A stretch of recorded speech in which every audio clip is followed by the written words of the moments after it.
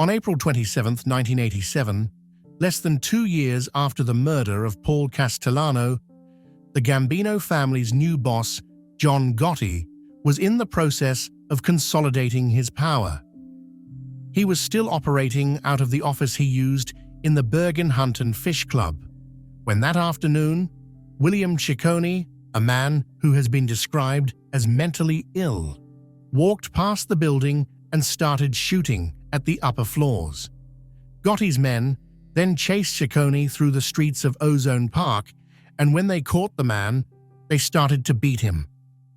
The next day, his corpse was discovered in the basement of a Staten Island candy shop with 6 bullets in his head.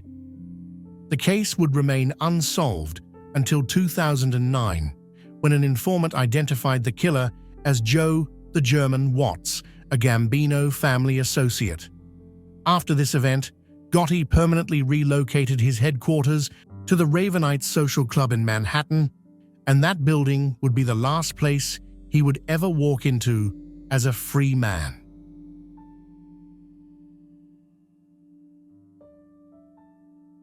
According to Sammy the Bull Gravano, the immediate days following the Castellano hit were tense, with the conspirators involved all hiding out and keeping low profiles out of fear that a Castellano loyalist would try to take revenge on them. During this time, longtime Gambino captain Joe Piney Armoni reached out to the other crews in the family to assure them that the violence was contained to the former boss and his heir apparent. No one else was going to be in danger so long as they didn't oppose the winds of change. Tommy Bellotti's brother Joe, a soldier in the family, was also in hiding, as he figured that he would be preemptively killed out of fear that one day he could try to avenge his fallen brother. He was contacted and was assured that so long as he didn't actively try to pose a threat to Gotti, then he would also be welcomed back into the family, and bygones will be bygones.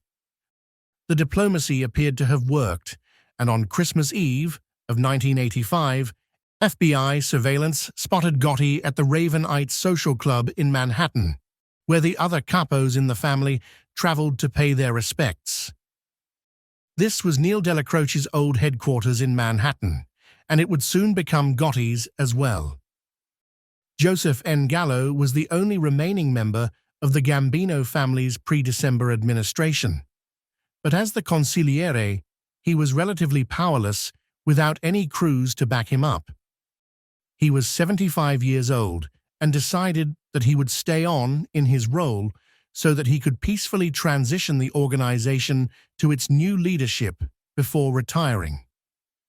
In January, a formal meeting of the capos was held, with Gallo presiding. Gotti's name was the only one nominated to be the new leader, and his election was unanimous. He was 46 years old. The murder of Paul Castellano was the first time that John Gotti's name was mentioned in headline news reports. People familiar with the Mafia then listed him as the one who was most likely behind the murder. For his part, Gotti always denied it, but everyone knew it at the time.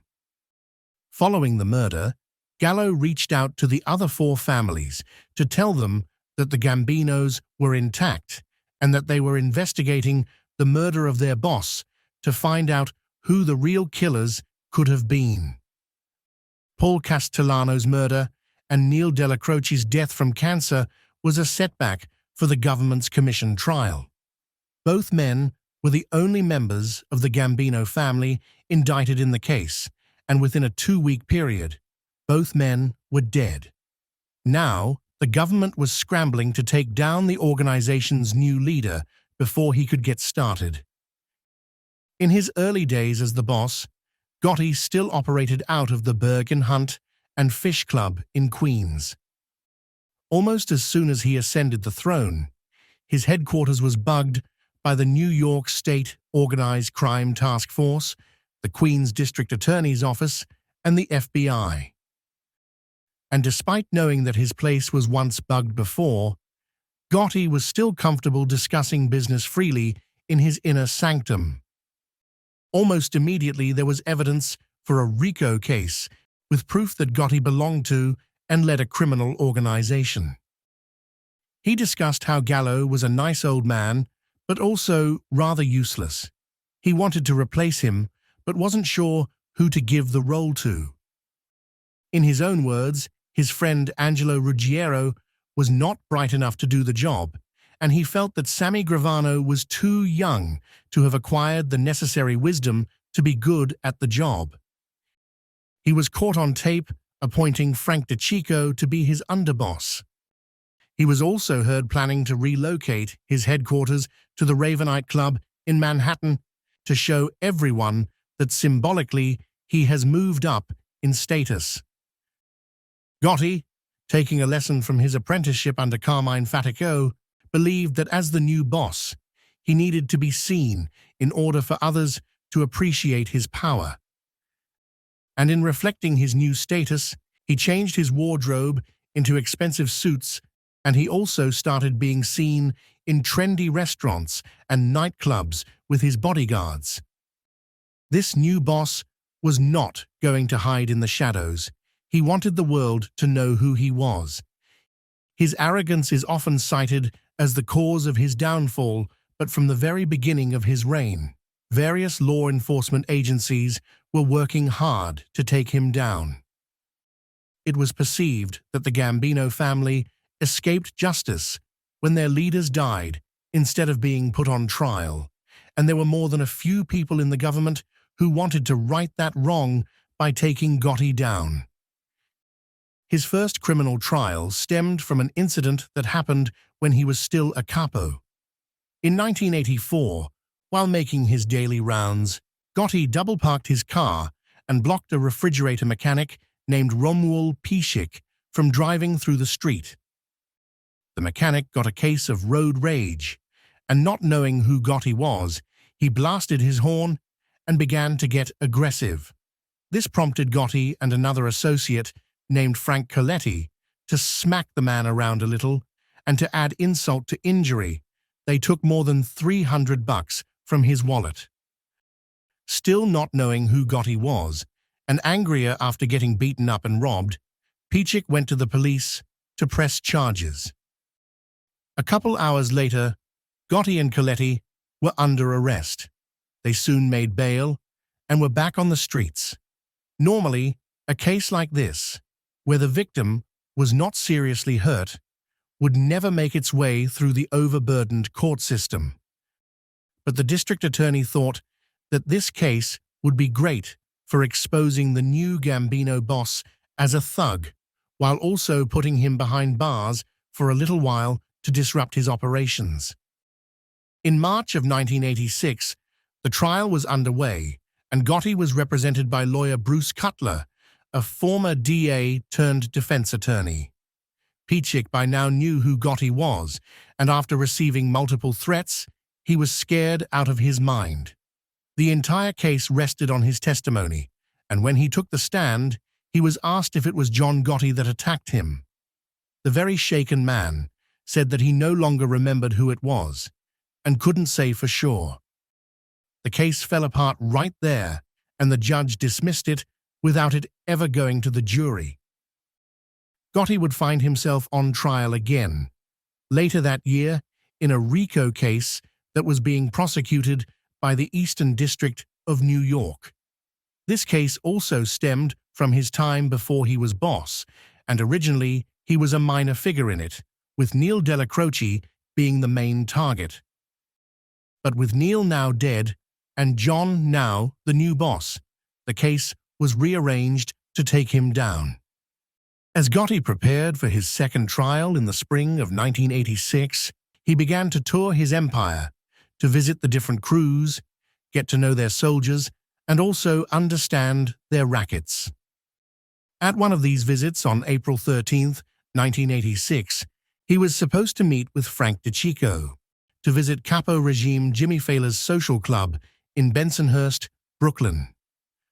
Fallor was an important earner for the family, as he controlled their interests in the garbage collection industry, a position he held since 1957 when Carlo Gambino appointed him to it. Gotti wanted to make sure that the money from this lucrative racket continued to flow up to him. At the last minute, Gotti cancelled his plans, so Frank DiCicco went alone. As he left and started his car, it exploded, killing him instantly. Wiretaps showed that Gotti believed he was the target of the bombing, but he couldn't quite figure out who was behind it. A remote control was used to detonate it, and car bombs were unusual for the mob to use as it could also kill civilians. Gotti suspected that Castellano loyalists were behind it, but he could never pinpoint who it might be, as he believed that everything had been smoothed over since his takeover. The answer would later be revealed to be that the Genovese family was behind it, but for now, Gotti was clueless. With his underboss now dead, Gotti reorganized the family's leadership to compensate. Gallo would remain consigliere, but the underboss position would be occupied by a ruling panel of 3 capos that would handle the day-to-day operations of the family. These men were Joe Armoni, Angelo Ruggiero, who was now capo of Gotti's old crew, and Sammy the Bull Gravano, who had taken over Frank DiCicco's crew after he was promoted. The car bomb caused another media sensation, and the judge for his RICO trial reacted by postponing it until the frenzy died down. The pre-trial publicity seemed to refine Gotti's presence with the cameras. He would smile and wave while also holding doors open for female reporters. He even began to talk to the media a little too, with statements like, "I am the boss of my family, which is my wife and kids." For his second trial, Gotti retained Bruce Cutler as his attorney again, and this time he dialed up his outspoken courtroom performance. He also played up Gotti to the media, describing him as a hard-working plumbing salesman that has been unfairly targeted by law enforcement. He even declared that if he had a son, then he hoped that boy would see Gotti as a role model to base himself off of. The events of the second trial were an illustration of how various government agencies were working against each other so that they could have the glory of taking down the new Gambino boss. Diane Giaclone was the lead prosecutor for the 2nd District, and she wanted the Dapper Don to be in jail without bail during the trial so that he couldn't intimidate any witnesses in a repeat of his first trial. The judge allowed this, and behind the scenes, the State Organized Crime Task Force begged Giaclone to withdraw this request as they had a wire in Gotti's office and were getting some really good information. If this could continue, then they would have a solid case against Gotti. But Giaclone refused them because she was determined to win this one. For her, the prosecution was personal, as she was from the same neighborhood that Gotti operated in. She spent 6 years building up this case, which began as an investigation into stick-up crews kicking up tribute to Gotti for the privilege of operating in his territory. Although Della Croce was originally her main target, after his death, she thought that she had adapted the case to be airtight against John Gotti. But her co-workers in the Justice Department's organized crime strike force disagreed, with its director Edward MacDonald going over her head to warn the leadership in Washington about his concerns. Their superiors viewed the conflict as 2 lawyers fighting for the glory of putting Gotti away, and they sided with Giaclone.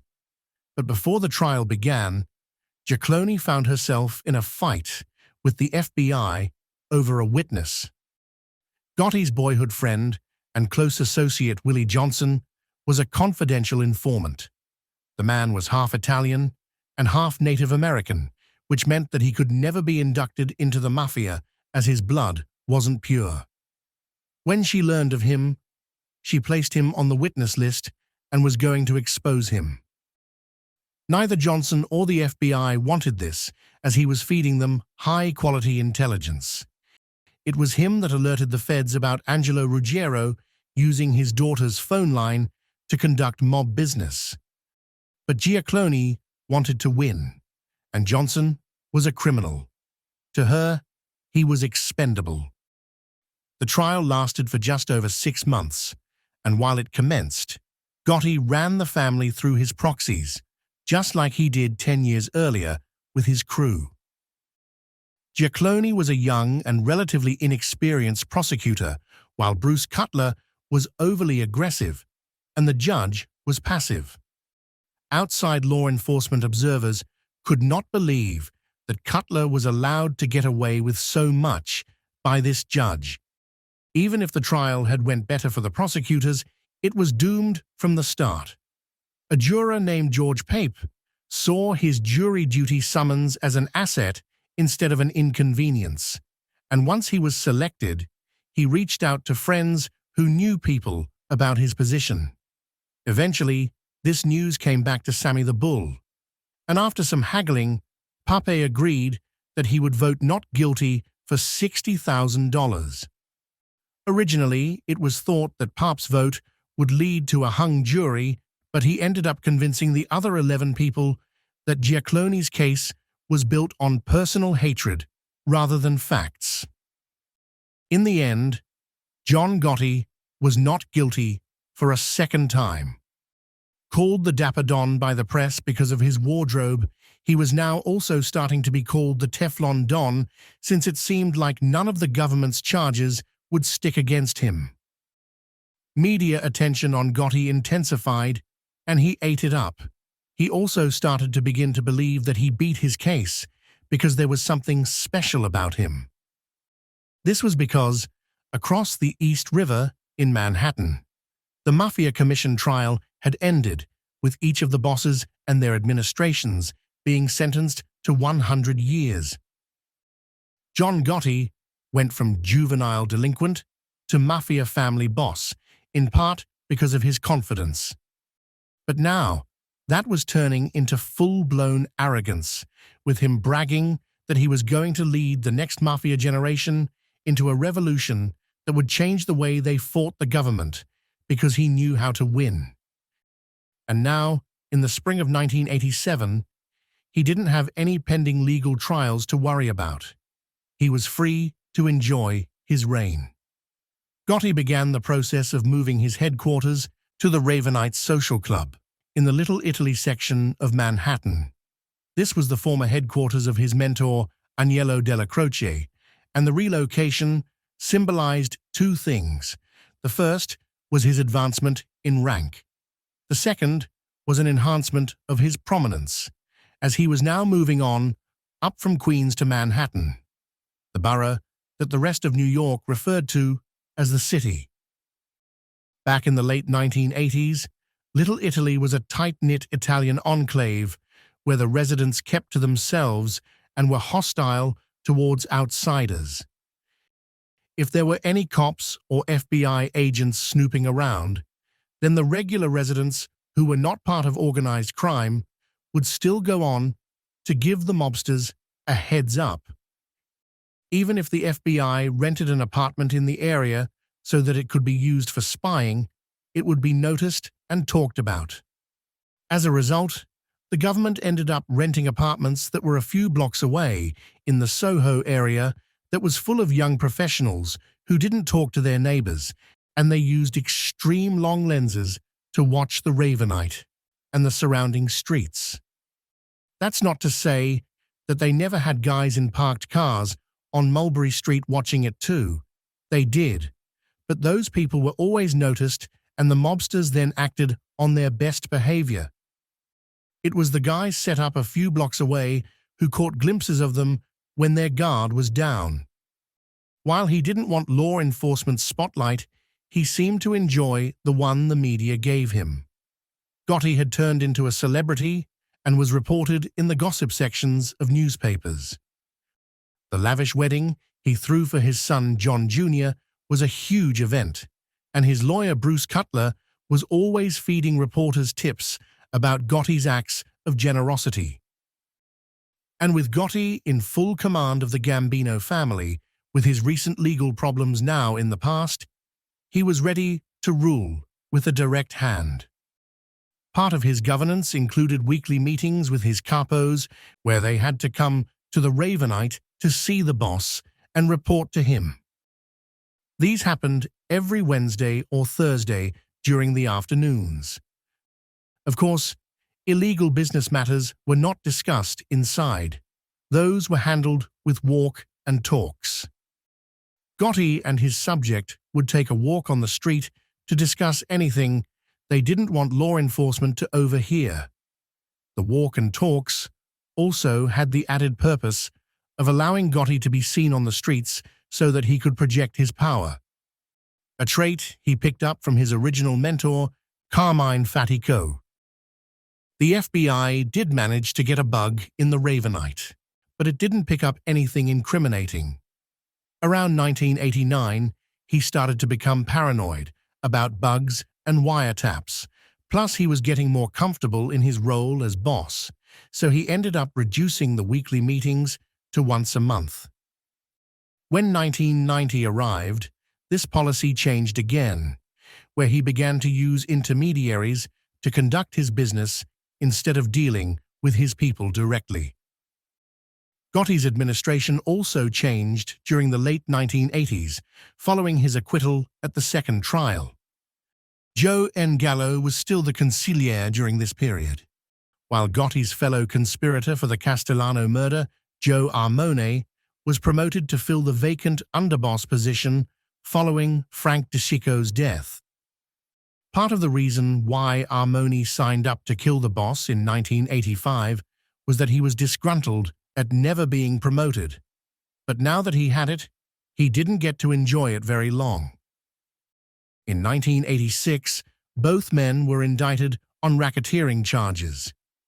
In December of 1987, both men were convicted, and since they were each in their 70s, this would essentially be a life sentence. Gallo, who was in ill health, was allowed by the judge to spend Christmas with his family for the last time. Armone was offered the same opportunity, but in exchange, he needed to admit to the court about his lifetime of crime. He went to Boss Gotti to ask permission and was denied. Under Gotti's rule, no one was allowed to admit the existence of Cosa Nostra, whether they be an associate, soldier, capo, or underboss. Angelo Ruggiero and John Gotti also found themselves on trial in 1987 for the drug case that stemmed from Ruggiero's tapped phones. After 2 mistrials, John Gotti was sentenced to 20 years in prison.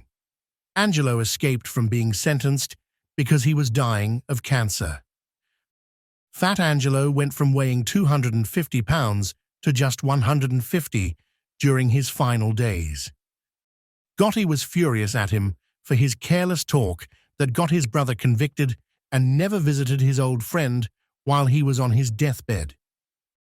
These events all required the administration of the family to be reshuffled. To fill the underboss position, he selected Capo Frank Locascio for the role. Locascio was viewed as a yes man who would faithfully execute the boss's wishes. For consigliere, he picked Sammy the Bull Gravano, as he was becoming more reliant and impressed with the younger man. They would later swap positions within the administration, but these men remained Gotti's top managers until his final arrest. In the summer of 1987, FBI bugs for the Genovese family picked up consigliere Luis Mana discussing a possible hit on John Gotti and his brother Gene. The FBI was required to inform Gotti about this, and he thanked them while pleading ignorance about why anyone would want to hurt him. He was then told it was the West Side, a coded reference for Greenwich Village, which was where Genovese boss Vincent Gigante operated out of.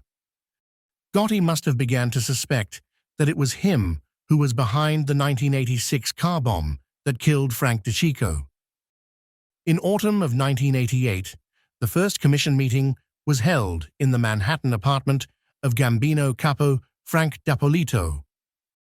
It was attended by 3 of the 5 family bosses. The first order of business was for Gotti to declare that he had no ill will towards the others, and they declared the same.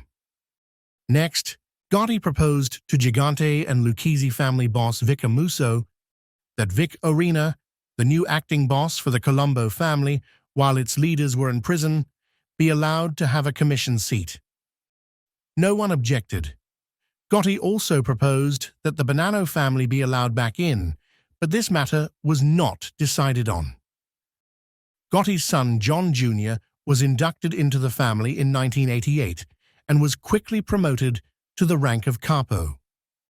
Gotti mentioned to Gigante during their meeting that he just had his son made, but instead of congratulations, the Genovese boss offered condolences and said that he would never bring his own children into the Cosa Nostra life. In 1989, Gotti found himself arrested and standing trial with the state of New York as his prosecutor.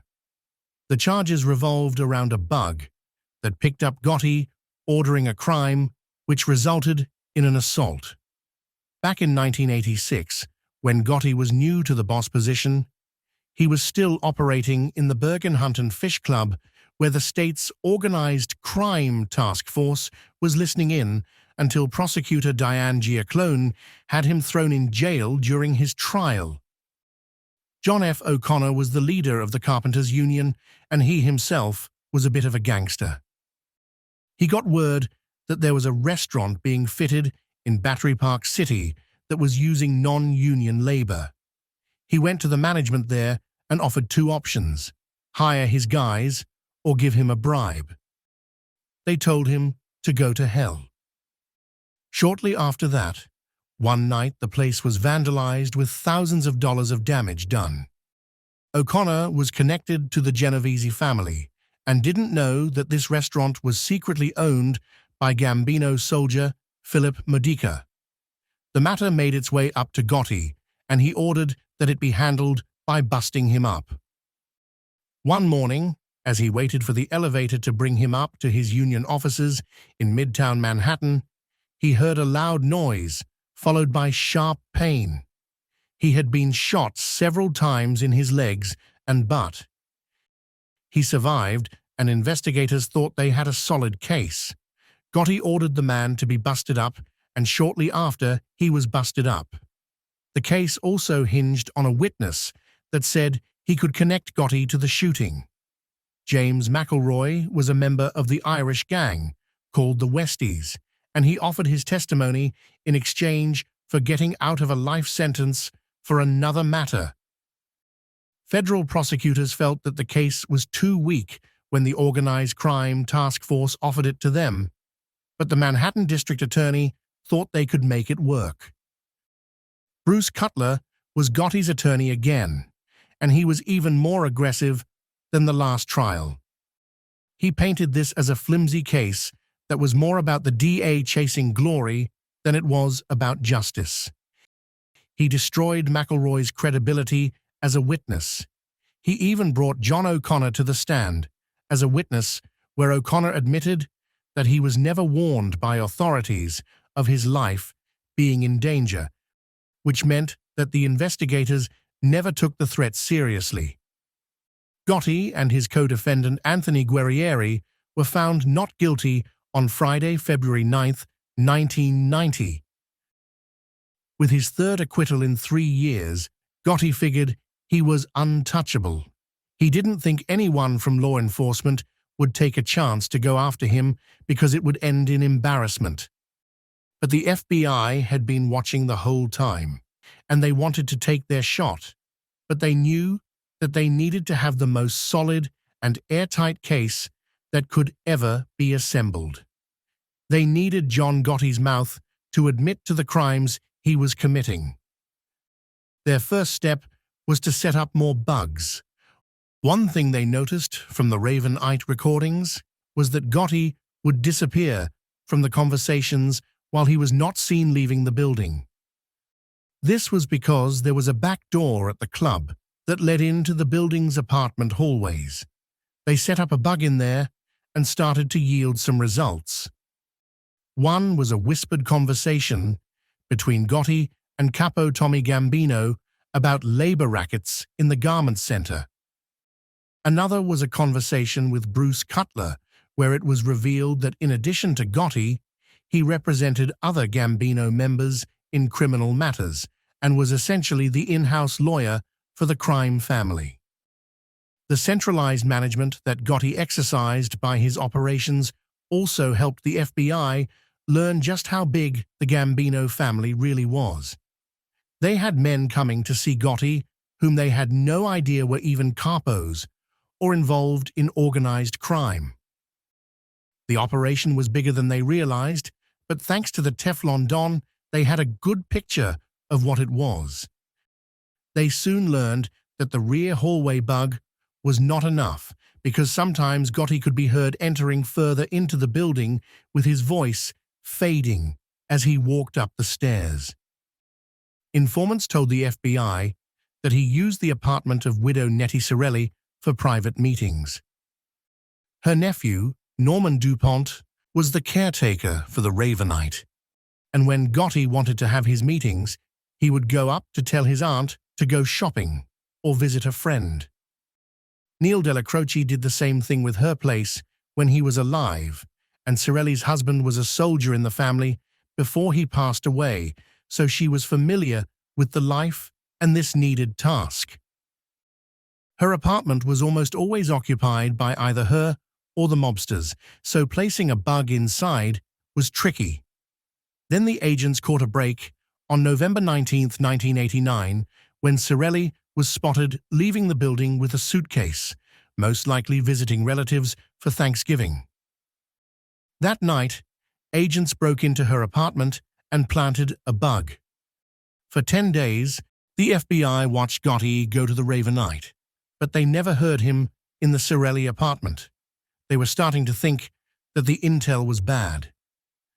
But on the night of November 30th, Gotti, Gravano, and Locascio entered the apartment.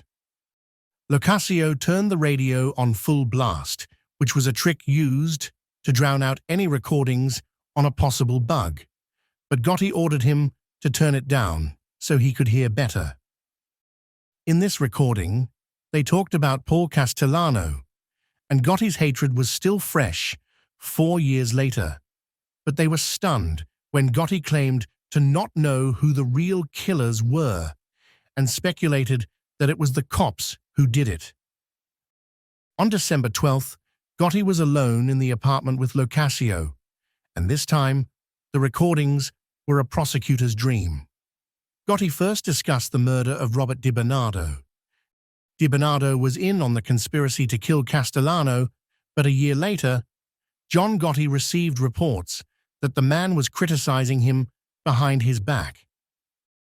Gotti had him killed, but now he was having doubts that the reports he received were true. They then discussed the murder of Louis De Bono, another soldier in the family who had a dispute with Sammy Gravano over the splitting of profits from a construction racket they had going on. Gotti was now speculating that Gravano fed him false information about De Bono so that he could take over the entire racket. Gotti said, "Louis De Bono, you know why he is dying. He's gonna die because he refused to come when I called." Gotti then went on to speak about the murder of Louis Melito. Melito was also a former partner of Gravano's and was a member of the Castellano faction. He fell out of favor with Gotti and was purged during the takeover.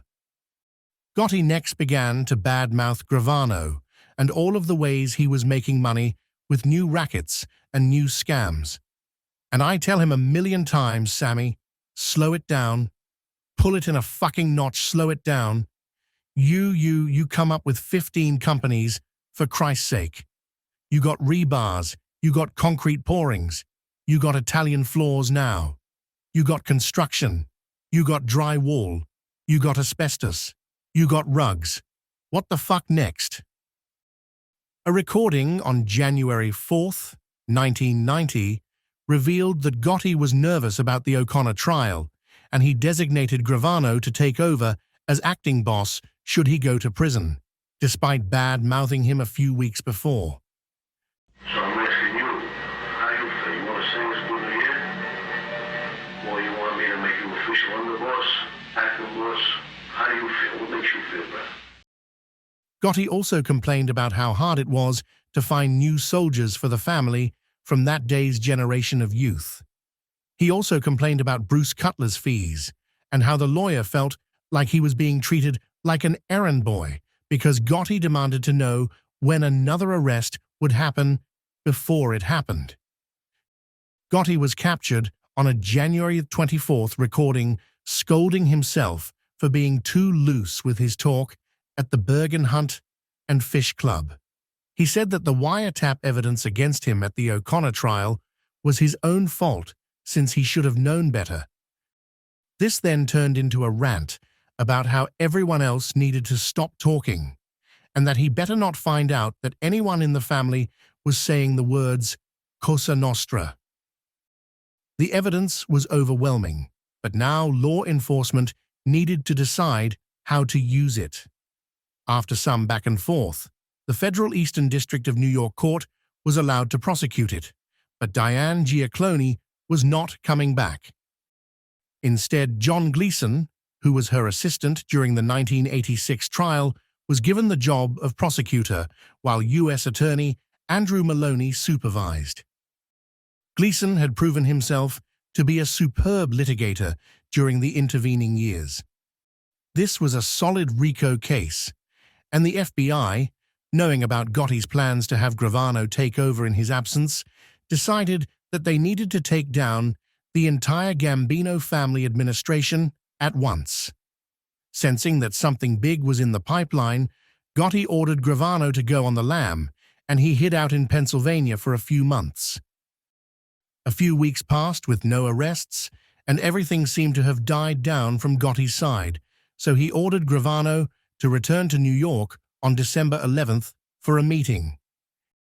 In hindsight, they should have done this somewhere else, but Gotti chose the Ravenite, and the FBI watched as Gotti, Gravano, and Locascio were all gathered in the same place. Bruce Mao gave the order, and the FBI agents swept in to arrest all three men. There were about 30 other soldiers, capos, and associates hanging out, but they were all allowed to go, while Gotti, Gravano, and Locascio were all led away in handcuffs. Gotti smiled as the police took him in. Locascio was cursing and screaming, while Gravano remained stoic without showing worry or anger. But underneath that, there was a look of sadness in his eyes.